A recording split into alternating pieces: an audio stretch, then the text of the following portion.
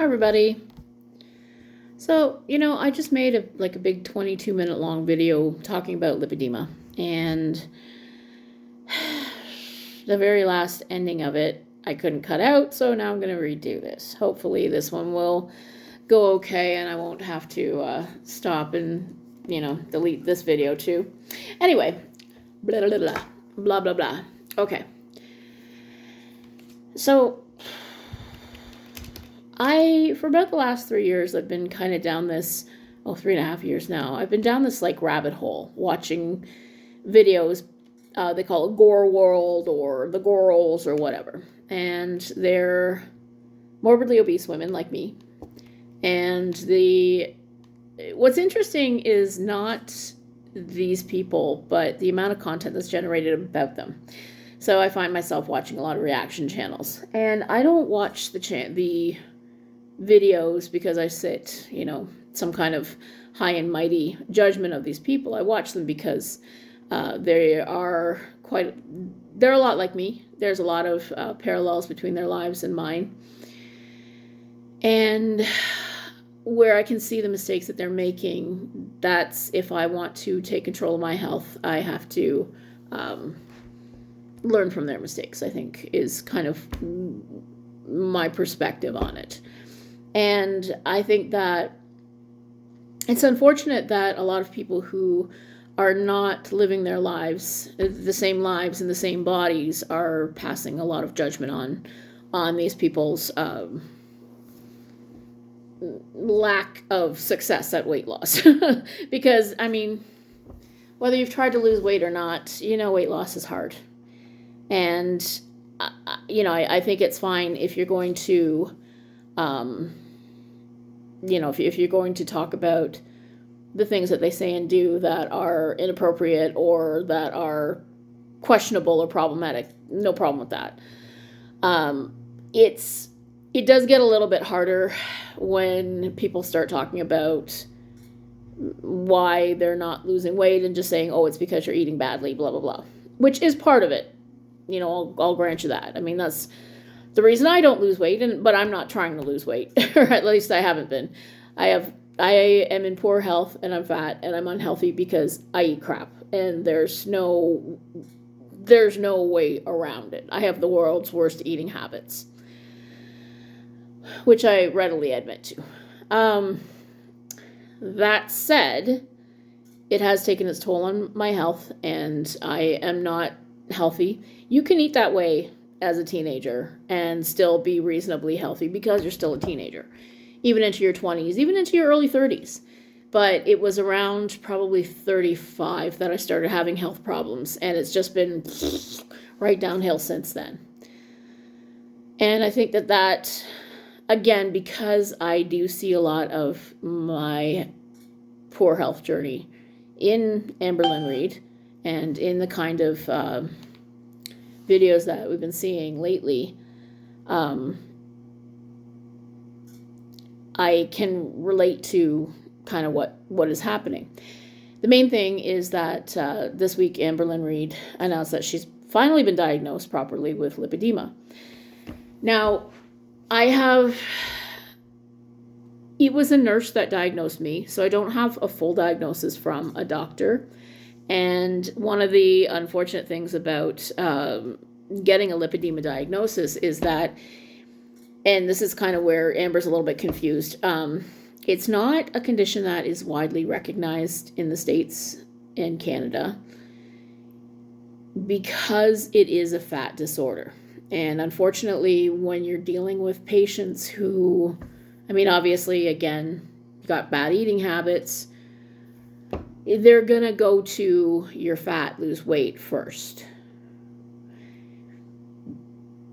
But when you are also dealing with lipedema and lymphedema, which are related but not the same thing, because it's fluid, not fat, and it's damaged fat tissue, so it doesn't respond to diet and exercise. You've got a much more complicated problem than just eat chicken and broccoli and walk every day.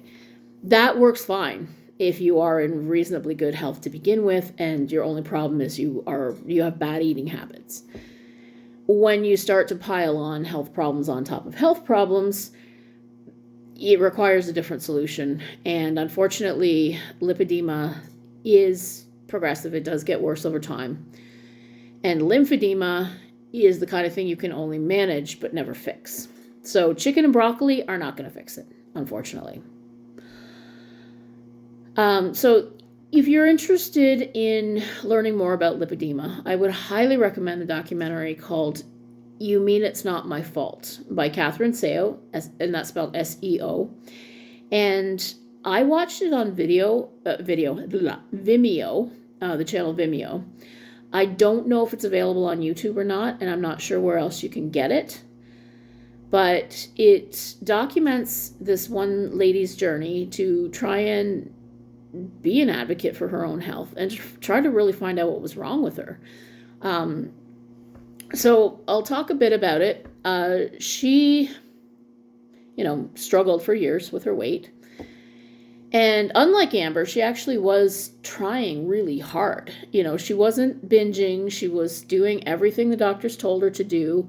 She measured everything she put in her mouth. She counted calories. She walked every day. And these are things that should work, that should be effective to help you lose weight if you are in good health to begin with.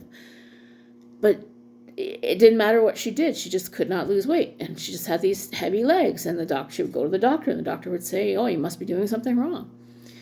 So eventually she found out that there's this condition called lipedema. And she went and she got a medical textbook from a medical school. And she started learning about the endocrinology system. And now, I took high school biology through the senior.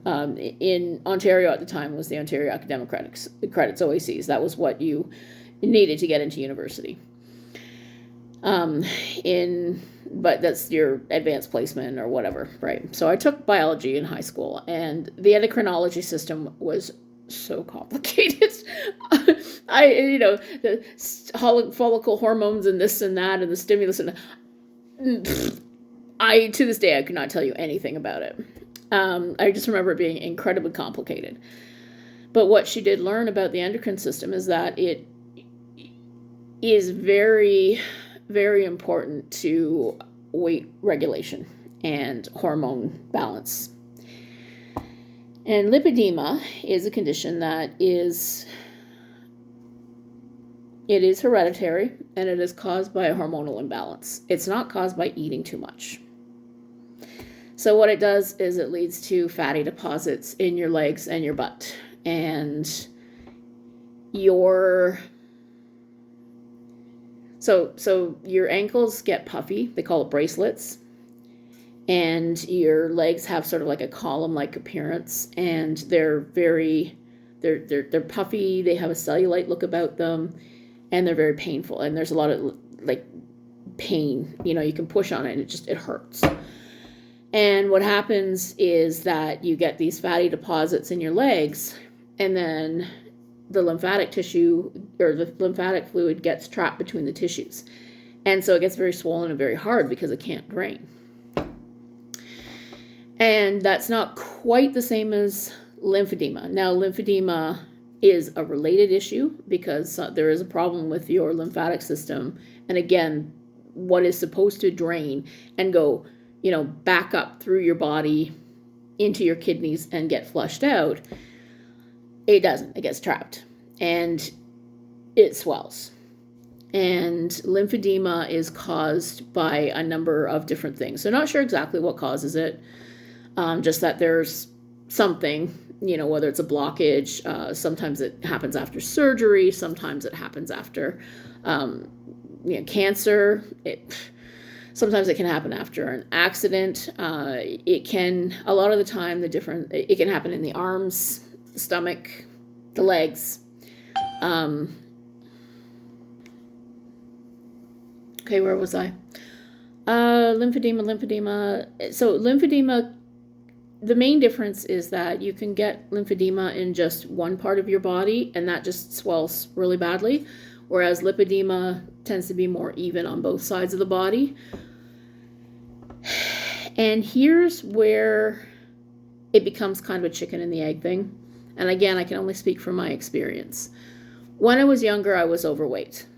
As I got older, I started being more sedentary, right? So I didn't walk as much, I didn't do as much. I have a couple of very bad injuries from falls, and I'm sure that contributed to it. But again, my eating habits are still pretty bad.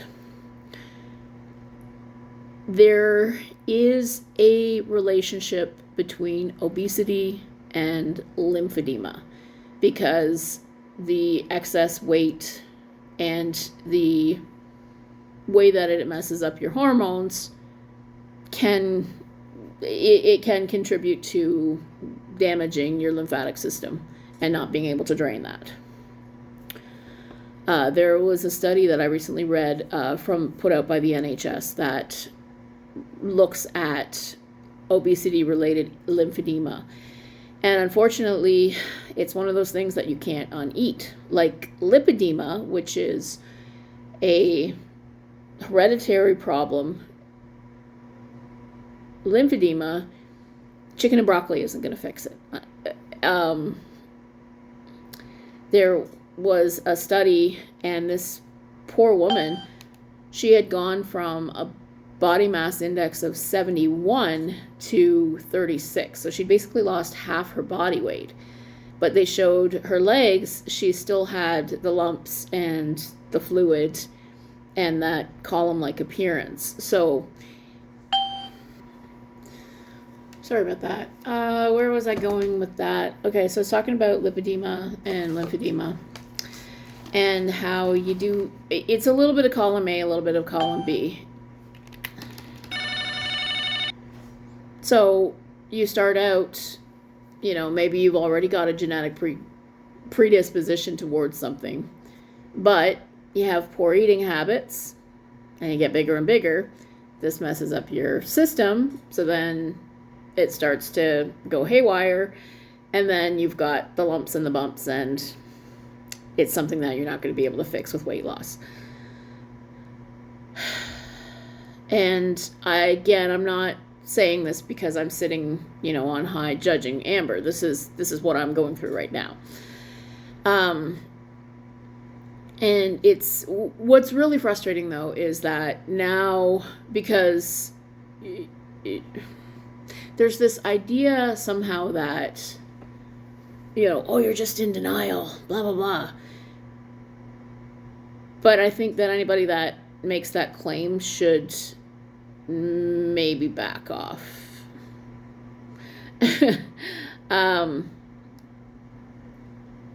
It's gonna take time for Amber to get better and to get her condition under control. I don't think, one of the things that I've always found really unfair about the reaction channels, especially from the people who are pretty fit, is that there's this constant pressure that somehow, you should just eat chicken and broccoli and then you should be able to lose 50 pounds a month. And why isn't it this happening faster? Well, she must be doing something terribly wrong. Even if she was doing everything right, 2 pounds a week is a pretty good rate of weight loss. Even 1 pound a week, hell, even half a pound a week. There was a time there where she said she had lost 0.6 pounds. But I did the math. In a year, that's 30 pounds. That's significant. So I think that maybe it's not fair to put so much pressure, especially when you've got a lot of medical issues that also need to be dealt with at the same time that you're trying to find an eating pattern that works. I don't even call it a diet. I don't think she's going to stick to keto, to be honest. And I say this myself too. We don't do moderation. And unfortunately, one of the things that I've always noticed about Amber is that she looks for the magic pill. She looks for the quick fix. She looks for that thing that's going to make her somehow be able to be on this for a short time and then get to her magic weight and then somehow be able to still do everything, eat all the same stuff she used to eat, only in moderation, moderation. She's the queen of moderation. But the fact of the matter is, we're morbidly obese because we don't do moderation. And I've said this before. You can't blame the car for going off the cliff when it has no brakes. But as the owner of the car, you still have to be aware that you have no brakes. And realistically, if keto works for her, that's good. But I think that because we have no brakes, the fat and the calories are going to... Keto works because it's low carb, but you don't count calories, so it is only actually effective if you're still eating within a calorie deficit. And if 70% of your calories come from fat, it's very easy to overeat on keto. Now, I think Amber might do well reading the obesity code. And I haven't tried it, but the main thing that I want to try is an anti-inflammatory diet. And again, I'm not sitting here in judgment of Amber. She's at least trying. I haven't started yet, so I'm not, I'm just kind of offering some insight here about what lipedema is, what it means, why it's so hard and so frustrating sometimes to listen to people talk about, somebody else's health without knowing exactly what it's about. And as far as treatment of lipedema, the documentary, You Mean It's Not My Fault, she does go into how it's treated.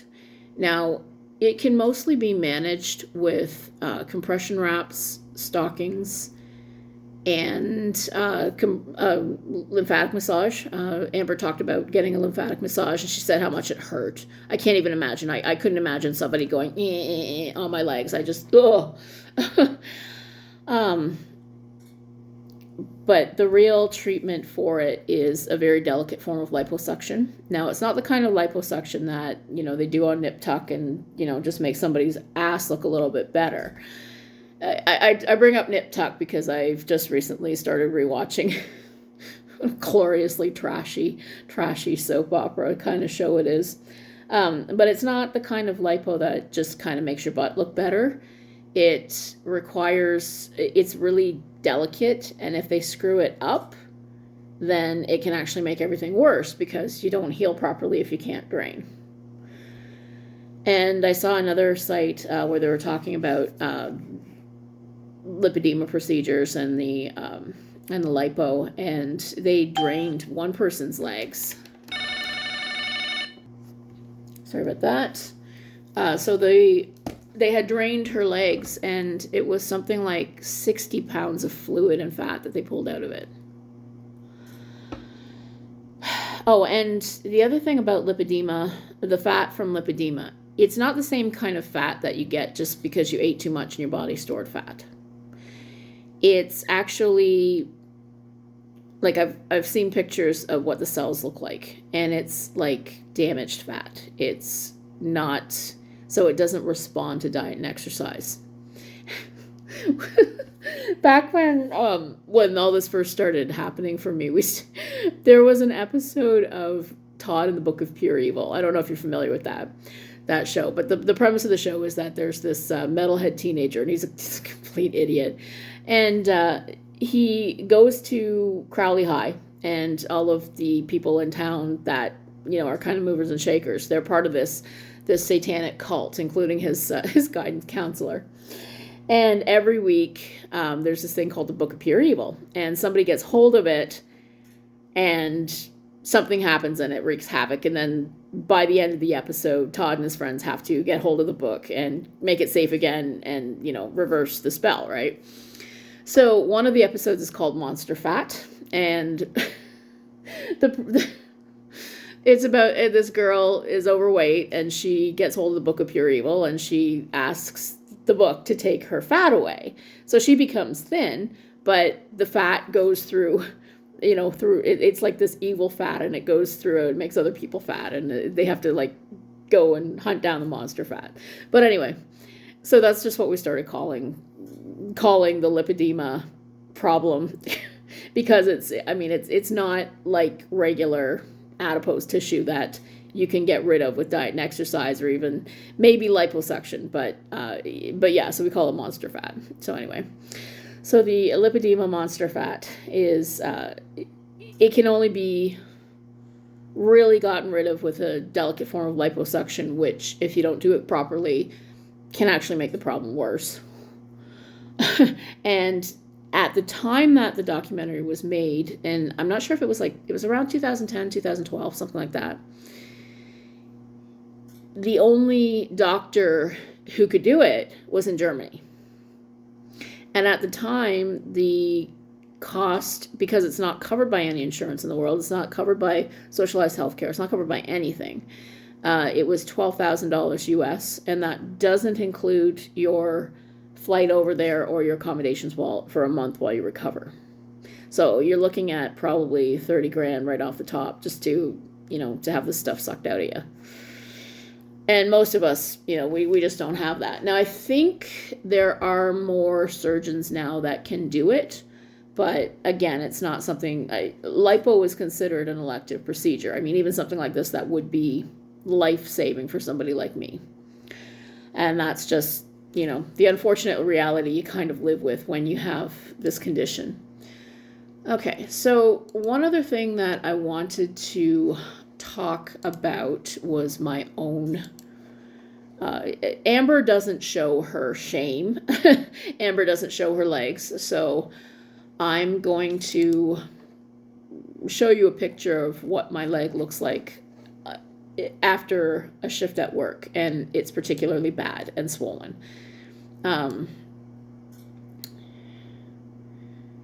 So I'm just going to call this up because I've got it saved on my computer. And there is so this picture here is my leg.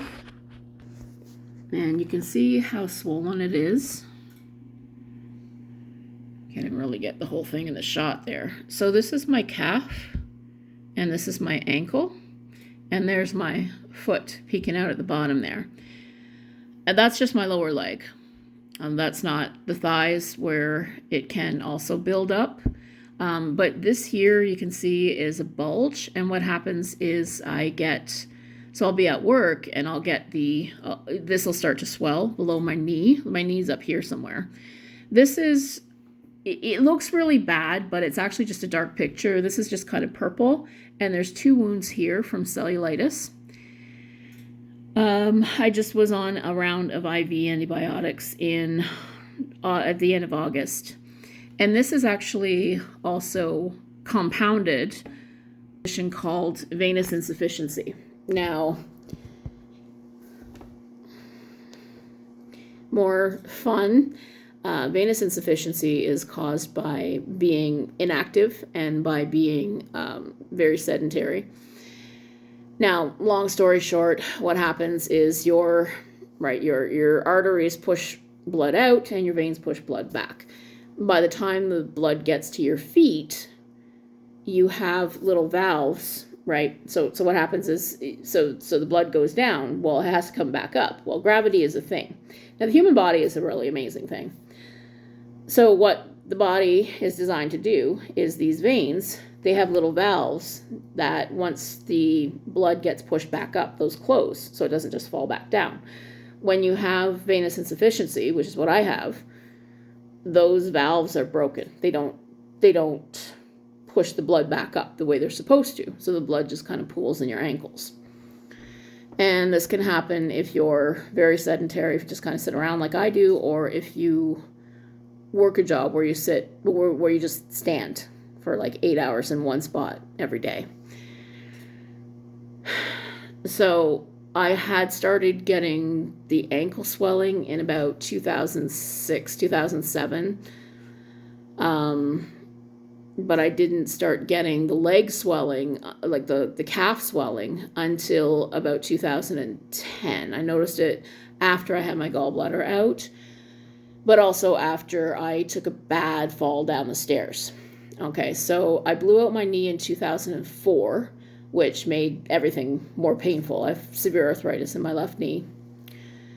And I fell down the stairs in 2009, and what happened was I was going up the stairs like this, and this foot went out this way, and I fell backwards. And I landed on the lower part of my leg, like slammed my knee right into the concrete. And my other foot was still up the stairs, kind of hooked on the banister. So I'm kind of lying at the bottom of the stairs going, with my legs like splayed out like this, right? So it was bad, but I didn't break anything or even sprain anything. I was just very badly shaken, and I landed on something on my lower leg, and I really do think that that's what messed something up.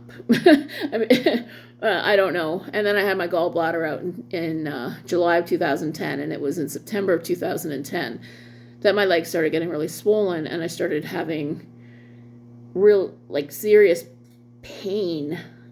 It felt like little bee stings in my legs. So I had them. So I got the ultrasound, and that was when they diagnosed me with venous insufficiency.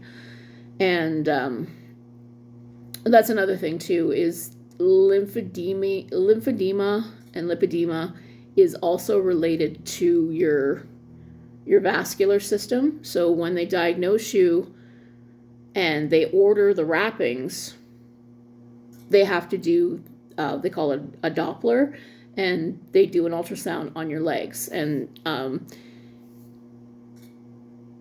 in order for Amber to get the leg wrappings and the compression, she's going to need that.